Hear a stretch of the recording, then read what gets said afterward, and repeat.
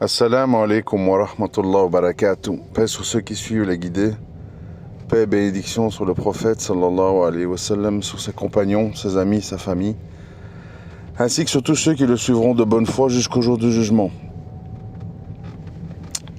Il y a un point que j'ai oublié de... Enfin, j'ai pas eu le temps aussi, parce que c'était déjà long. J'ai pas eu le temps de soulever hier, dans l'audio d'hier. Et d'ailleurs, j'en profite pour leur lancer un message à travers cet audio. C'est en fait tous les gens qui sont en général d'origine maghrébine, hein, malheureusement, qui ont fait des choix de vie, qui le regardent. Hein. Ils ont décidé de s'assimiler, d'avoir un islam qui se contente d'être ramadan, mouton, plus je mange pas de porc. Et ça s'arrête là, bien souvent. Moi, je dis à ces gens de faire attention parce que leur choix, ça leur regarde. Ça ne concerne qu'eux. Mais quand ils parlent à des gens qui ne sont pas musulmans et qui disent « On a écouté les audios d'Abu Rayyan, oh là là, c'est pas l'islam, oh là là, c'est un extrémiste, oh là là, il est fou », posez-vous des questions. Comment on tranche entre les gens ? Quand on est intelligent, hein, évidemment. Si on est dans les émotions et dans le blabla, c'est autre chose. Comment on tranche entre les gens ? On dit, en islam comme dans d'autres sujets, ramène tes preuves, ramène tes dalils. Donc si vous pensez que vous êtes dans le vrai islam et que moi je suis un extrémiste, parce que vous êtes en petite tenue, au milieu des hommes, occupé à travailler, à arpenter les trams et les RER pour ramener 1800 balles par mois, etc., ben, prouvez-moi que vous avez le droit de le faire en tant que musulmane. Prouvez-moi que vous n'êtes pas tenu de prier à l'heure. Prouvez-moi que vous pouvez avoir des maisons à crédit. Prouvez-moi ça. Ramenez-moi des preuves islamiques. Puisque vous êtes des grands musulmans, de grands musulmanes, et que moi je suis un extrémiste. Parce que bon, pour rappel, vous le savez, pour ceux qui me suivent depuis longtemps, on est toujours l'extrémiste de quelqu'un et le laxiste d'un autre. Donc pendant qu'il y a des gens de Daesh assimilés qui me trouvent trop ceci, trop cela, trop philosophe, trop light, limite apostat, si pas apostat tout court, t'as d'autres gens qui eux disent « Ouh là là, se convertit, il est complètement fou, c'est un extrémiste, c'est pas ça l'islam ». Et comme je vous ai expliqué hier, les gens, plutôt qu'avoir l'humilité de dire « Voilà ce que c'est l'islam, mais moi, je fais des péchés, j'ai des manquements, je m'autorise des trucs qui sont pas très clairs. » Non, les gens ils disent pas ça. Les gens ils disent, ceux qui défendent cet islam-là, c'est des extrémistes, c'est des littéralistes, et moi je suis dans le vrai islam. J'ai une maison à crédit, je travaille au milieu des hommes, je suis dévoilé, je rassemble toutes mes prières le soir, etc., etc.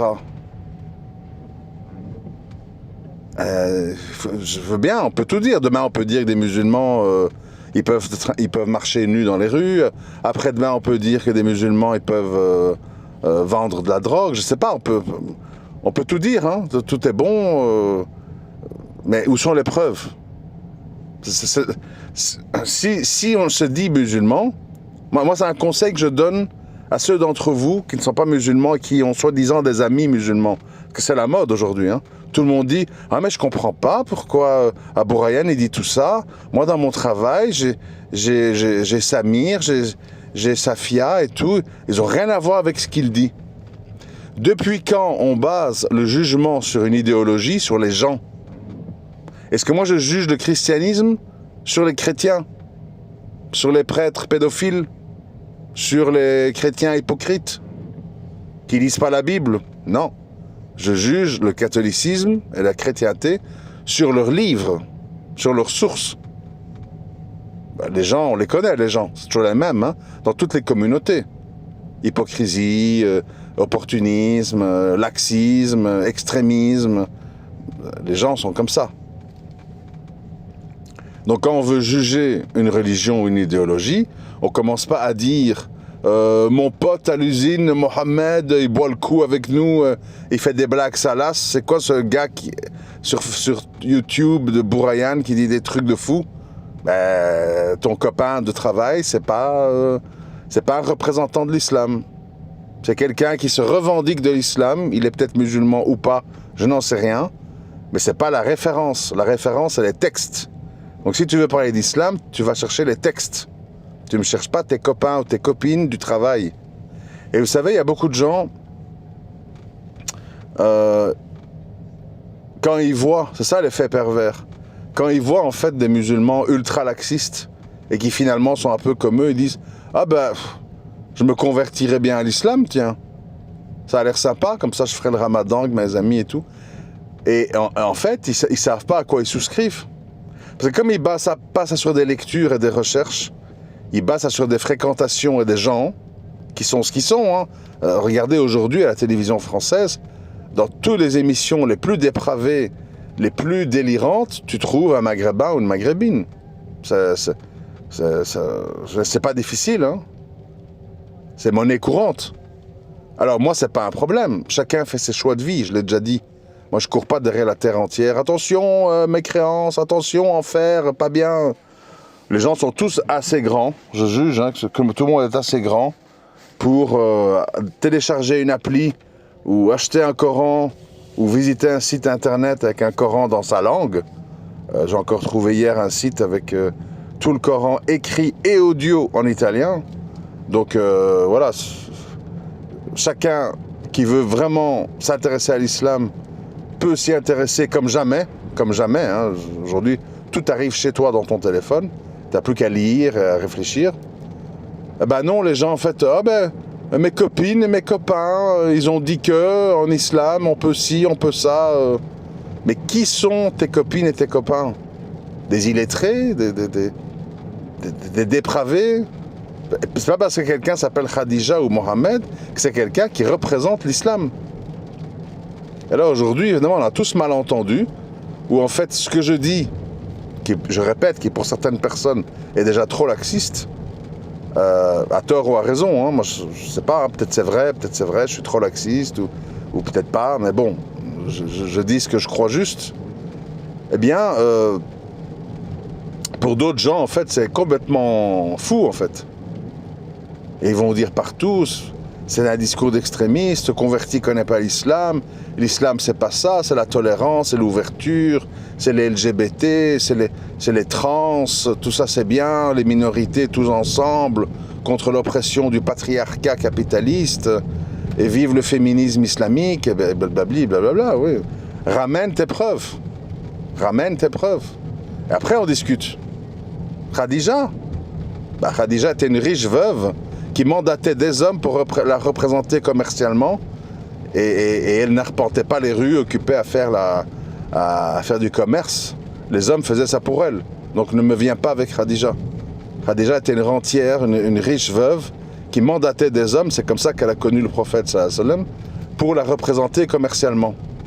Donc oui, Khadija avait de l'argent, ça c'est absolument pas un problème en islam, mais elle n'arpentait pas les rues et le RER en petite tenue pour aller ramasser 1800 balles par mois. Non. Donc viens, ramène tes preuves. Où sont les femmes qui peuvent déambuler dans les rues en petite tenue et rater leur prière et s'affranchir bien sûr de se marier, berkeus, pour un salaire? Dans quelle version de l'islam c'est un idéal pour la femme musulmane? Ramène tes preuves. Sinon, je répète, on peut tout dire. Ah, en islam, 2 homos peuvent se marier. Ah, en islam, on peut changer de sexe. Ah, en islam, les homos peuvent adopter un enfant. On peut tout dire, hein. Ah oui, c'est ça l'islam. Ah, c'est sympa. Oui, quelles sont tes preuves? En islam, tout fonctionne avec des preuves. Fonctionne pas avec j'ai entendu dire, j'ai des copines, j'ai des copains. Oh là là, ils ont écouté les audios d'Abou Rayhan, ils sont effrayés. Ils disent que ça n'a rien à voir avec l'islam. Ah, ben prouve, en quoi je mens, sur quoi je mens, sur quoi t'as raison. Ramène des textes, ramène des versets. Voilà, c'est tout. C'est pas moi. Ça me paraît évident. Hein. Et là, à nouveau, je répète, les gens, ils se croient intelligents. Ils se croient intelligents en disant ah, mais j'ai des amis musulmans, sont scandalisés parce que Abou Rayhan raconte dans ses audios. Ah. Peut-être parce qu'ils ont un comportement scandaleux. Et plutôt que de dire « je suis une merde », ils disent « c'est les audios d'Abou Rayhan qui posent problème ». Ah ouais, qui aime l'autocritique? Qui aime dire « je suis en infraction » Moi, je me le dis, hein, quand je suis en infraction, je me sens hypocrite à moi-même, je fais une pause dans les audios. Hors de question que je prêche ou je parle d'islam quand moi-même je me sens en infraction. C'est comme ça quand on craint Allah. On ne commence pas à raconter des bêtises, surtout à des non-musulmans, donc qui doivent avoir un message clair, en commençant en leur proposant un islam complètement humaniste, bouddhiste, à plat ventriste, pour se faire aimer, parce qu'on ne veut pas faire de vagues. C'est une responsabilité de parler d'islam. On parle de la parole d'Allah. Et tu mens sur la parole d'Allah pour plaire aux gens? Dans quel but? Dans quel but? Qui disent « Ah, mais vous êtes comme nous, alors c'est bon. Mais si on est tous pareils, pourquoi l'islam est venu alors ?» Réfléchissez, c'est tellement bête en fait. C'est consternant quoi. Pourquoi l'islam est venu si en fait les Quraysh et toutes leurs habitudes ne posaient pas problème? Vous savez, il y a des gens maintenant dans les courants apostats qui font l'apologie des Quraysh, j'ai entendu ça. Ah, mais les Quraysh, c'était des gens cultivés. Ah, mais les Quraysh, c'était la culture arabe et le respect de toutes les minorités et de leurs dieux. Les Quraysh, c'était des grands hommes, tu vois. Mais les musulmans, c'est dégueulasse, tu vois, mais les Quraysh, c'était bien. Il y a des gens, maintenant, ils disent ça, quoi, tu vois, bon. Pourquoi pas, hein, chacun... T'as bien des gens qui adorent des vaches, donc bon, chacun son truc, quoi. Et alors on veut plaire. Non, non, les Quraysh et les musulmans, c'est la même chose. C'était tous des gens de même sang, de même famille. Ah, c'était la même chose. Mais pourquoi le message de l'islam arrive aux gens alors si c'est la même chose? Pourquoi il y a eu des affrontements verbaux et puis militaires entre musulmans et Quraysh? Pourquoi? Si c'est la même chose? Non. Il y a des différences. Il y a des différences. Même, je crois, dans la Bible, il est dit, ils disent que Jésus a dit, je ne suis pas venu apporter la paix entre les gens, mais le glaive entre eux. C'est-à-dire que oui, quand tu viens avec la vérité, à l'époque de Noé, de Jonas, de tous les prophètes, tous les messagers, il y a des gens qui se dressent contre toi. Parce que tu viens bouleverser l'ordre établi. Tu viens rappeler qu'il n'y a pas d'autre divinité en dehors d'Allah. Et donc tous les pharaons, les rois, les trucs, ils n'acceptent pas ça, disant c'est moi le souverain, c'est moi la source de toute décision, c'est moi que vous devez écouter et à qui vous devez vous soumettre. C'est ma façon de vivre. Et les associateurs défendent leur paganisme, leur animisme. Et donc quand tu viens avec le créateur unique des cieux et de l'univers, tu es l'ennemi à abattre. C'est tout. Et aujourd'hui, il faut que les gens le sachent, il y a plein de gens qui disent par leur bouche, je suis musulman, mais leur vie ne correspond pas à ce qu'ils disent. Ils font tout l'inverse. Ils ont des maisons à crédit, ils sont dans la mixité, ils portent pas le voile, ils prient pas, ils mangent tout et n'importe quoi, ils éduquent pas leurs enfants dans la religion. Mais on est musulman. Pourquoi? Parce qu'un mois par an, on jeûne et on mange du mouton à l'Aïd et puis voilà quoi. Parce que c'est la religion de nos ancêtres. On ne sait pas trop de quoi il s'agit. On n'a pas beaucoup lu sur le sujet. Ça ne nous intéresse pas. Mais surtout, ne nous rappelez pas, parce que si vous nous rappelez ce que c'est, on va dire, oulala, quel affreux intégrisme. C'est le Moyen-Âge. C'est tout. Mais ils disent, je suis musulman. Ils ne te disent pas, je suis un maghrébin, je suis une maghrébine qui ne connaît pas ma religion. Et d'ailleurs, je ne m'y intéresse pas. Et je suis quelqu'un qui veut juste faire ma place en Belgique, en France, en respectant quelques coutumes qui ne me dérangent pas trop, que je trouve sympa, qui est une espèce de ciment communautaire familial. Et toute personne qui viendra avec un islam basé sur des preuves, des textes fondateurs, sera pour moi un affreux wahhabite, taliban, converti extrémiste. Voilà, c'est tout. Ça se résume à ça, hein. Ça se résume à ça. Et ça, on l'avait déjà vu avec d'autres cas. Je me rappelle très bien que quand quelqu'un comme Jean-Louis euh, parlait sur des choses qui n'ont rien à voir avec de la politique ou du terrorisme, je ne sais quoi, quand il parlait de la cigarette, quand il parlait du Père Noël, quand il parlait d'aller voter, etc., il y avait une levée de boucliers chez beaucoup de gens d'origine maghrébine qui disaient qui est ce facho déguisé en musulman qui nous dit des choses horribles et inacceptables. Parce que eux, ils vont voter. Parce que eux, ils fument. Parce que eux, ils ont parfois de sapins de Noël et ils disent Père Noël à leurs enfants, etc. Donc c'est inaudible. Vous savez, quand vous vous habituez à un mal, quand vous vous habituez à quelque chose que normalement vous ne devriez pas vous habituer, tu vois, et qu'on vous dit attention, il y a un mal là-dedans, les gens n'aiment pas entendre ça, parce qu'ils disent moi je fais ça depuis 20 ans. J'ai pas envie d'entendre que je me suis trompé depuis 20 ans. Laisse-moi dans mon illusion. Laisse-moi dans mes habitudes. Qui es-tu, toi, pour me dire ben, je ne suis rien, mais moi je m'accroche à des preuves, à des textes fondateurs. Moi-même, je ne suis rien. Je fais des péchés comme toi. Mais comme je sais que c'est pas bien, je m'en repens et je me corrige. Et toi, comme tu crois que c'est bien, ben, tu continues. Quand ta mère ou ta sœur t'a dit faire de la magie blanche pour contrer de la magie noire, c'est pas grave, chez nous tout le monde le fait, tu as écouté tes ancêtres. Est-ce que tu as trouvé une preuve islamique que tu peux faire de la magie blanche? Amène-moi tes preuves. Non. Tu peux faire du dhikr, tu peux faire des invocations, tu peux faire des ruqyas, tu peux demander à Allah, mais tu ne peux pas faire de la magie blanche. Et si moi je te dis que tu ne peux pas faire de la magie blanche, tu vas me dire, qui est cet affreux converti qui dit que nous, qui de mère en fille, on fait de la magie blanche, on n'a pas le droit? C'est un affreux wahhabite. Ramène-moi tes preuves que tu peux faire de la magie blanche. Après, on discute. S'il n'y a pas de preuves, ne me dis pas que tu es musulmane. Dis-moi que tu es une sorcière. C'est tout. Une sorcière. Avec tes tatouages dans la figure et tout votre bazar, là, tu vois. Et vos gnawa et vos hajis qui vous font bouffer des potions, des trucs, voilà. Dis, je suis une sorcière. Ne me dis pas, je suis une musulmane.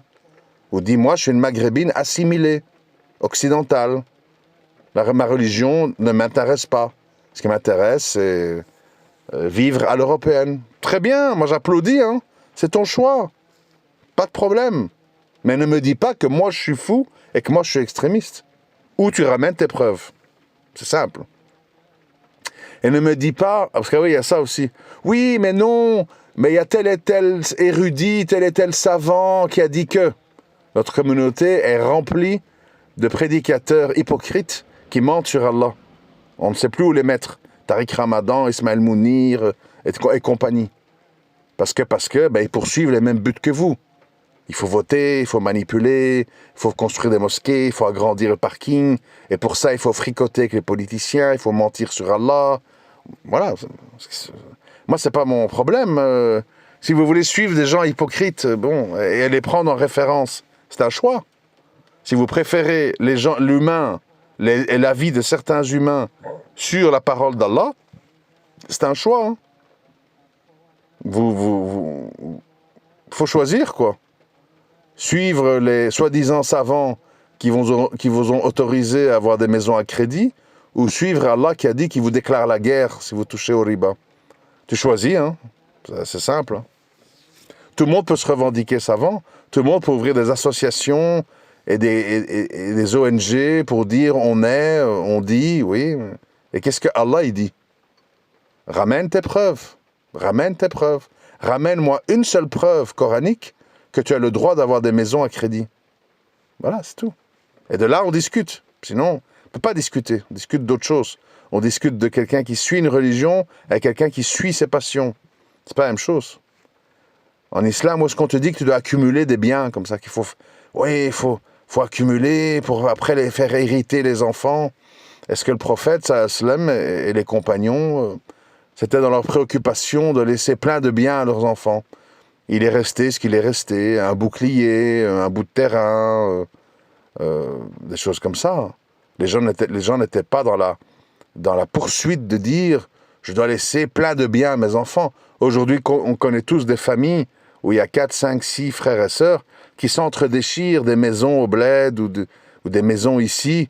Non, on doit vendre, non, on doit pas vendre. Oui, mais toi, tu n'as pas le droit à telle part parce que moi, j'ai investi. C'est moi qui ai fait toutes les rénovations. Oui, mais toi, tu as toujours été privilégié. Les gens se disputent. C'est la guerre pour des questions d'héritage. L'islam, c'est pas ça. L'islam, c'est il reste qui reste. Et on n'a pas toute sa vie le but d'accumuler des biens et de se restreindre parce qu'il faut laisser beaucoup aux enfants. Ça n'existe pas tout ça. Il n'y a pas de source, il n'y a pas de preuve. Et les gens sont là, je vais quand même pas payer un loyer à vide à un propriétaire, et puis après mes enfants n'auront rien. Ben paye ton crédit alors. Et laisse une maison maudite à tes enfants, où ils vont se déchirer entre eux pour elle. Si c'est ça le but de ta vie, qu'Allah te déclare la guerre, c'est ton choix. Mais arrête de dire aux gens que c'est normal et que ceux qui disent que c'est pas bien, c'est des extrémistes. Crains Allah un minimum, tu es déjà assez loin dans ta désobéissance pour pas y rajouter le fait de mentir sur Allah. Prends tes péchés, prends tes imperfections, prends ton laxisme et garde-le pour toi. Et commence pas à salir les gens qui essayent de transmettre la vérité aux gens. Puisque toi, tu n'en as pas le courage. Puisque tu as vendu ton âme. Tu as vendu ton âme pour t'assimiler. Et je répète, c'est un choix que je respecte. Ce que je ne respecte pas, c'est que tu mentes sur Allah et que tu accuses les gens qui ne mentent pas sur Allah d'extrémisme. C'est ça que j'accepte pas. Ta vie, t'en fais ce que tu veux. Chacun prend la destination qu'il veut. Ça, c'est pas le souci. Donc on ne me dise pas, il veut contraindre, c'est un dictateur, et la charia, etc. Non, non, je dis rien du tout, moi. Je dis juste chacun fait ce qu'il veut, mais ne mentez pas. Mais n'accusez pas. C'est tout. Sauf si vous ramenez des preuves. C'est comme une enquête policière, on peut tout dire. Hein. Il a tué, il n'a pas tué. D'accord. Quelles sont les preuves? Mobile du crime, arme du crime, test ADN. Sinon, on peut tout dire. Ah, j'aime pas sa gueule, ça doit être lui qui a tué. Et il a tué, hein, c'est lui, le noir, là. Je l'ai vu tourner autour de la pompe à essence, c'est lui qui... Ah oui, quelles sont tes preuves? ADN? Caméra de surveillance? Quoi? Traces de chaussures? Arme du crime? Empreinte digitale? Ramène tes preuves. C'est ça la vie. Ou sinon, c'est du blablabla, ça n'a aucune valeur. Irrecevable. Assalamu alaikum wa rahmatullahi wa barakatuh.